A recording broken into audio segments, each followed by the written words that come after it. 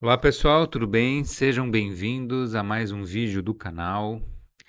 Essa é a aula 5 sobre o que é o tempo, a parte 5 dessa discussão que nós estamos fazendo sobre o que é o tempo.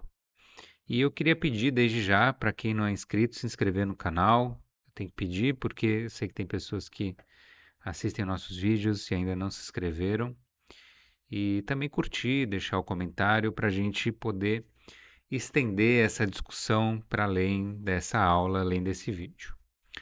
Na aula anterior, então, eu precisei interromper para não ficar uma aula muito longa, mas nós estávamos falando sobre as implicações, os desdobramentos do surgimento do sujeito ativo. Então, a partir do momento que surge o sujeito ativo, que por sua vez é uma decorrência da duração do tempo e que tem por trás o sujeito passivo, quais são as implicações disso? E uma das implicações que nós vimos é o surgimento da vida, o surgimento do organismo. E um dos precursores dessa concepção moderna do surgimento da vida é o Erwin Schrödinger. Ele vai entender que a vida é a soma de metabolismo com autopoiese. Mas também tem um outro autor que nós começamos a falar na aula passada, que é o Gilbert Simondon. Gilbert Simondon, para quem não sabe, ele é um dos grandes influenciadores, uma das grandes referências do Deleuze quando se trata desse assunto referente ao organismo. E vocês já vão entender um pouquinho melhor por quê, para quem já conhece Simondon, mas para quem não conhece e em algum momento vier a ler, ter contato com a obra do Deleuze, vai perceber isso, que o Simondon é um autor fundamental, um autor primordial para a filosofia do Deleuze, quando se trata dessa primeira síntese do tempo, que é a síntese do vivo, do orgânico, como nós estamos tratando aqui. E o Simondon ele vai entrar nessa discussão em definir o que é o organismo. E ele vai dizer o seguinte: o Simondon ele entende que o organismo é um sistema meta-estável. Então, de maneira semelhante ao que o Schrödinger ele propunha, no sentido de que o organismo ele tem uma ordem interna, o Simondon ele vai trabalhar com o conceito de meta-estabilidade. Ou seja, existe algo, aqui o prefixo meta significa além de, algo que está além. Então, existe uma estabilidade que está além do próprio organismo, que é justamente o que nós temos falado também, que é o sujeito passivo, o eu passivo. Assim como Schrödinger falava da ordem interna, e que essa ordem interna, esse organismo, ele está resguardado da entropia, da desordem, ele está, portanto, alijado da entropia, isso significa fora da flecha do tempo. Existe também um princípio de uma estabilidade, ou que promove uma estabilidade, seria a estabilidade da estabilidade, né? A meta-estabilidade é isso. Esse sistema que está além do organismo. Por isso que o Cláudio, o Piano, o Deleuze, mas principalmente o Cláudio, nas aulas dele, que estão aqui no canal, ele fala uma coisa que me marca muito e que ressoa de maneira muito profunda para mim, ao dizer que o organismo não explica a vida. Então, para a gente explicar a vida, é necessário novamente sair da flecha do tempo, sair do senso comum.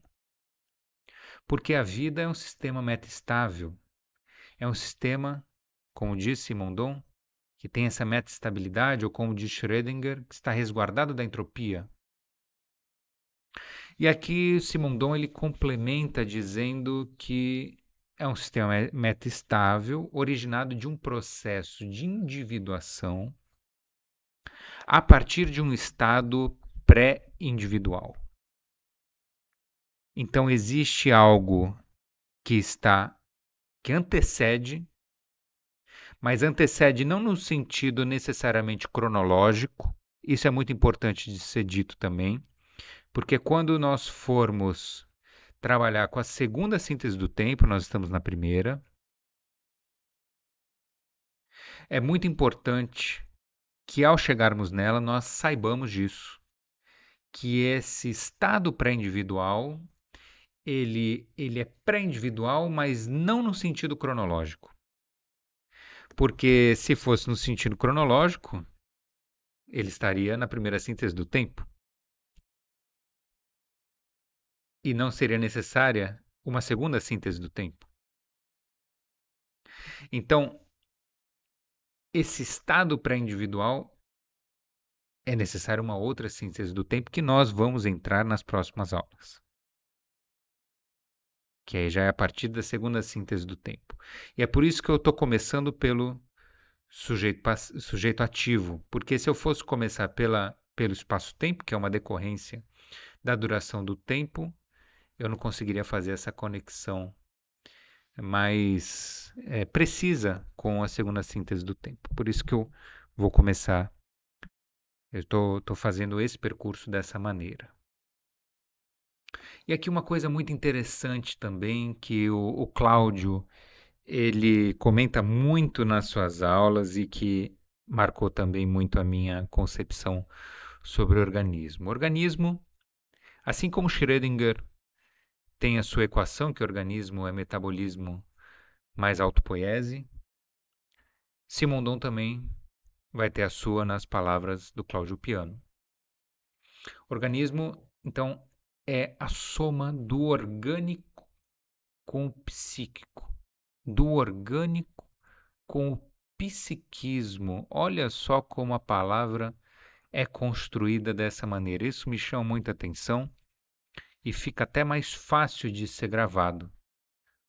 Organismo é o orgânico mais o psíquico, ou psiquismo.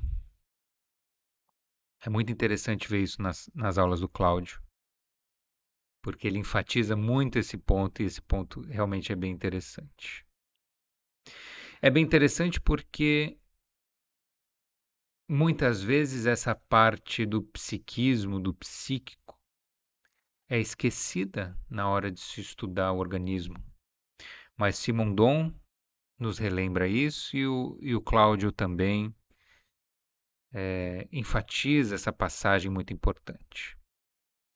E aqui, de maneira bem resumida, a gente pode dizer que o orgânico é a individuação exterior do vivo, ou seja, as estruturas, as extensões ou as extensividades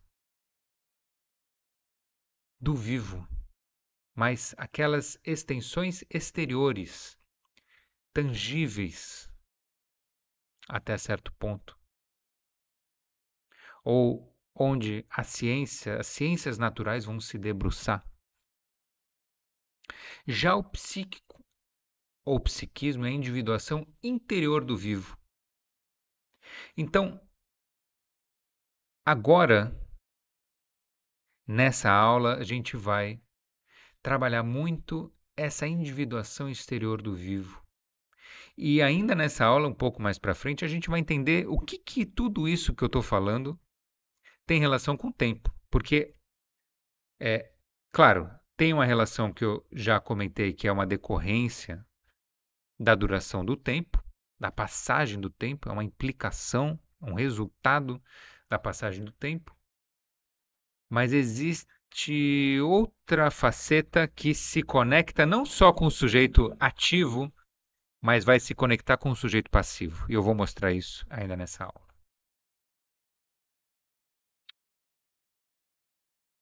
É importante trazer isso também, isso é uma coisa que o Simondon vai contribuir para a nossa compreensão, que o organismo ele não se define isoladamente, mas sempre em co-individuação com o meio. Isso é importante porque, assim como o tempo,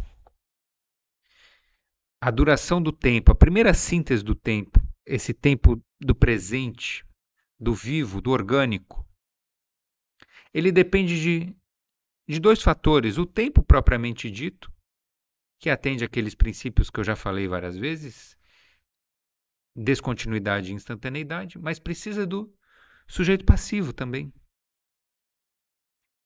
São esses dois elementos que vão ser necessários para constituir a primeira síntese do tempo. Da mesma maneira, o organismo é necessário para que se constitua o organismo, a sua individuação enquanto um ser orgânico, mas também um meio, ou seja, algo que está, vamos dizer assim, num campo que não é transcendente ao organismo, mas que é o que a gente poderia chamar de realidade em si mesma. Algo que eu estou enfatizando isso porque é algo que muitas vezes, quando a gente pega uma abordagem idealista, leva a essa confusão. O idealista, no sentido mais solipsista do idealismo, pode levar a essa confusão, ou quando o idealismo não é bem explicado, pode levar a essa confusão de que não existe uma realidade em si mesma, de que a realidade ela só se perfaz pelo sujeito. E, de certa maneira, é isso que nós estamos colocando aqui quando nós introduzimos a ideia do sujeito passivo para a passagem do tempo, certo? Então, o que a gente está dizendo é que o organismo, o sujeito ativo, a passagem do tempo, a duração, precisa de uma subjetividade, de um sujeito passivo, para que possa ser instanciado, para que possa haver a individuação. Mas é necessário também um meio ou uma realidade propriamente dita, a existência de uma realidade propriamente dita, para que esse sujeito passivo e depois o sujeito ativo possam interagir e gerar as individuações. Então, é muito importante a gente fazer ressaltar esse ponto para dizer que a filosofia de Deleuze ela não se confunde com um idealismo solipsista, nem com idealismo de qualquer gênero, nem muito menos com idealismo solipsista. Isso é muito importante. Então, existe uma interação de uma subjetividade, de um sujeito, de um eu passivo, que a subjetividade desse eu passivo eu também já questionei, se a gente pode denominar dessa maneira, já que é uma subjetividade que não tem nem memória nem entendimento, não tem ação, não tem experiência. Essa é uma outra questão, mas não vamos entrar nisso agora, mais uma vez. Mas é de um eu passivo que interage com uma realidade propriamente dita. E que a partir dessa interação dessas forças, geram-se as individuações. Esse que é o ponto. Esse é o grande ponto. Essa compreensão é muito difícil, é muito complexa, é muito profunda, mas é a partir dela que a gente vai conseguir entender por onde caminha o pensamento de Deleuze.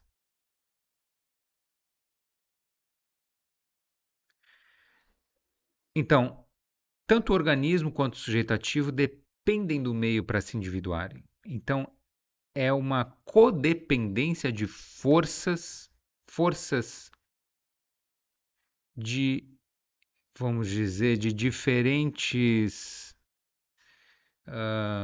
aspectos que interagem e geram essa individuação.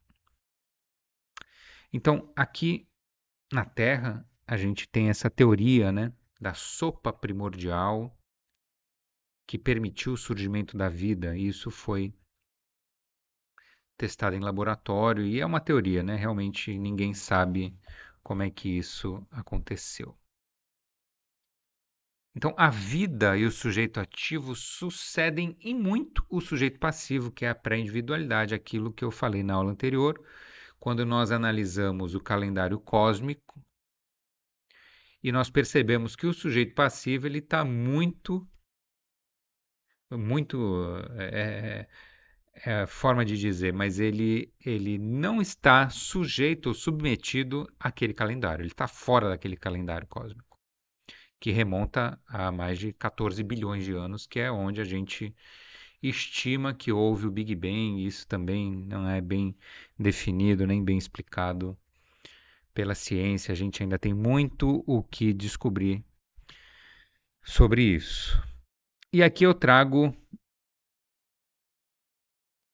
descobertas recentes relacionadas ao organismo sobre as formas mais elementares de vida que nós encontramos na Terra. E aqui a Nazuia deltocephalinicola, que é uma menor bactéria já identificada, um procarionte também, ou seja, uma única célula que faz o seu processo de desenvolvimento, né, a sua, a sua divisão celular por fissão, né? Então ela vai se desdobrando em pares iguais de células, mas aqui é uma bactéria de uma única célula e o seu código genético ele tem 112 kbytes. São 159 mil pares que foram identificados. Mas ela é uma bactéria dependente porque ela depende do inseto, desse inseto que está aí na imagem para que possa viver. Já o Mycoplasma genitalium já é uma célula, uma bactéria, melhor dizendo, independente. Ela não depende necessariamente de um outro organismo para sobreviver. E aí ela já é um pouquinho mais complexa. Já tem 580 bytes o seu genoma, né? Ainda muito irrelevante. Mas essas são as formas, pelo menos até onde eu vi, eu encontrei as formas mais elementares de vida. E aí você já vê, a partir delas, você já vê esses mecanismos todos funcionando de metabolismo e autopoiese, que eu comentei na aula anterior, e os outros que eu vou comentar na aula seguinte, que são referentes ao sujeito ativo. Que é justamente esses dois aqui, que é o instinto e a aprendizagem. E aí, por que eu coloquei o paramécio aqui? Eu coloquei o paramécio aqui justamente porque é uma das formas de vida mais elementares, mais estudadas na ciência atualmente.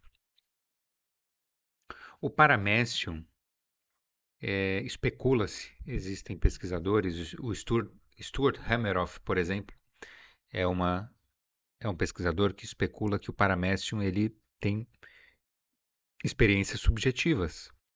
O paramécio pode até, inclusive, sentir prazer, porque ele faz praticamente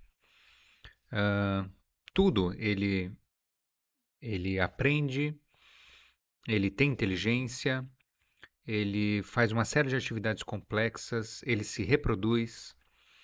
Então, O Sturm Hammerhoff é um dos que entendem que o paramécio, por exemplo, pode ter experiências subjetivas. Então, eu trago aqui o paramécio porque ele mostra essa possibilidade do sujeito ativo já estar presente, ou de ser a prova, vamos dizer assim, a demonstração dessa ideia do sujeito ativo já estar presente desde as fases mais primordiais da vida.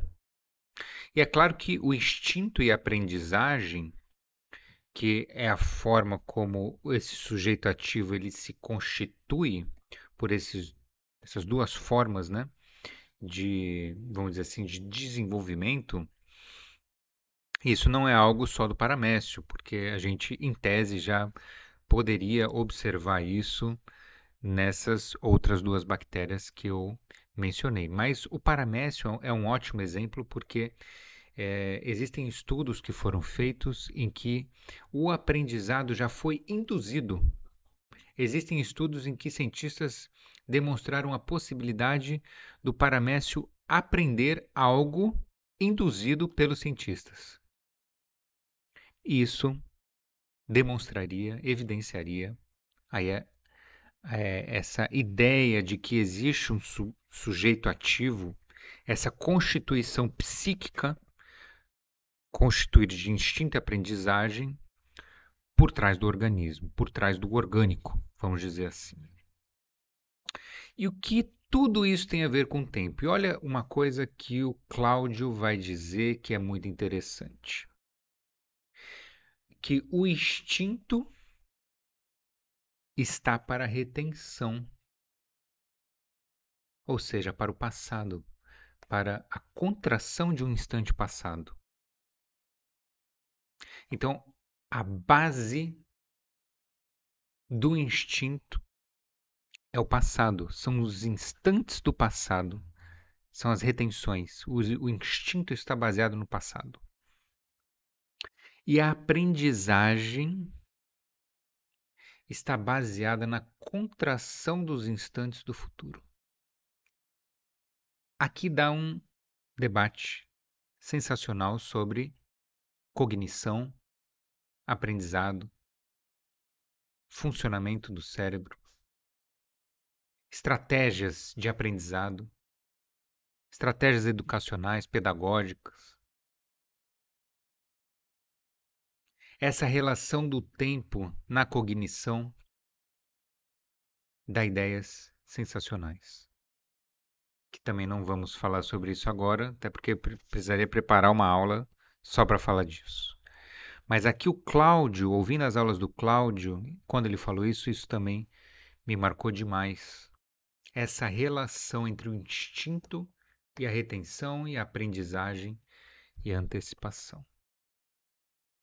E é por meio desse processo de retenção e antecipação, instinto e aprendizagem, processados repetidamente, em que ocorre a evolução do organismo. Então, a retenção e antecipação desses instantes, gerando instintos e aprendizagens, é isso que está na base da evolução do organismo.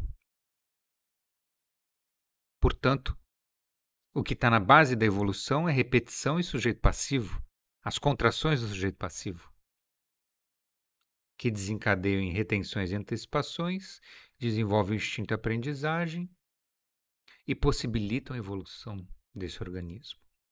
Então, desde do LUCA, né, que é o Last Universal Common Ancestor, que é esse organismo unicelular hipotético surgido há 4 bilhões de anos, do qual toda a vida moderna na Terra descende, essa é uma hipótese, mas partindo do princípio que a evolução é um fato,